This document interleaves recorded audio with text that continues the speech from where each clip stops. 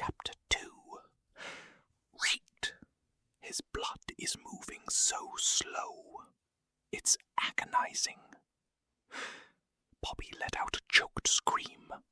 He had pain. The violet veins. Tagline. The physical transformation begins as the group realizes their hunger is no longer human. When the matches finally struck, the flickering light revealed a terrifying change. The darkness hadn't left the room. It seemed to have stained their very skin. Janny was still standing before the mirror, but she was no longer looking at her face.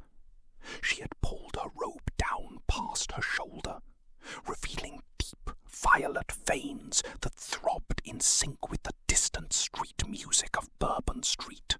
"It's beautiful," Jan murmured, her voice sounding deeper, layered with an unsettling resonance. James rushed over, grabbing her arm. "Jana, stop.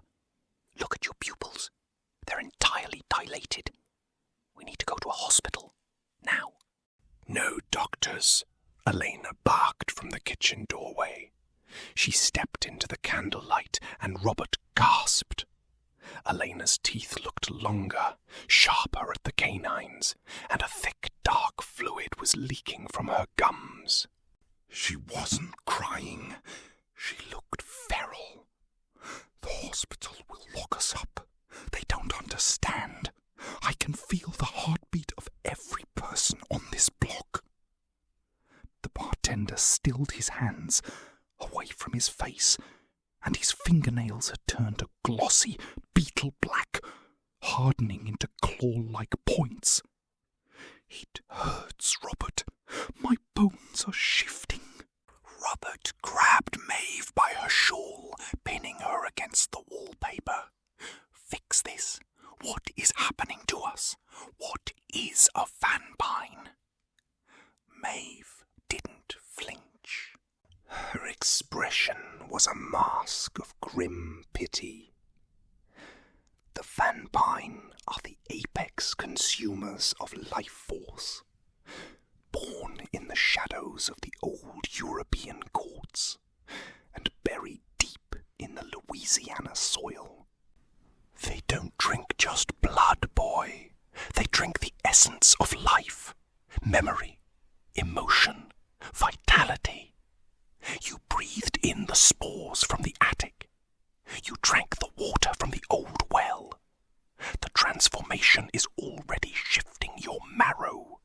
James tried to drag Jan toward the front door, but she swatted him away with supernatural force. James flew across the room, smashing into a bookshelf, coughing up blood. "James!" Robert shouted, rushing to him. But as Robert knelt beside his bleeding friend, a dark, monstrous urge flared up in his chest.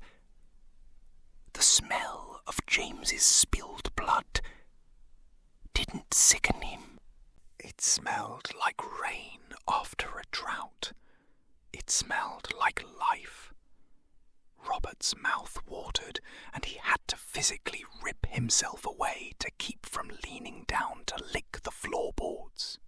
Helena wasn't as strong as Robert. With a guttural hiss, she lunged not at James, but out the open window, dropping 2 stories down into the foggy alleyway below, disappearing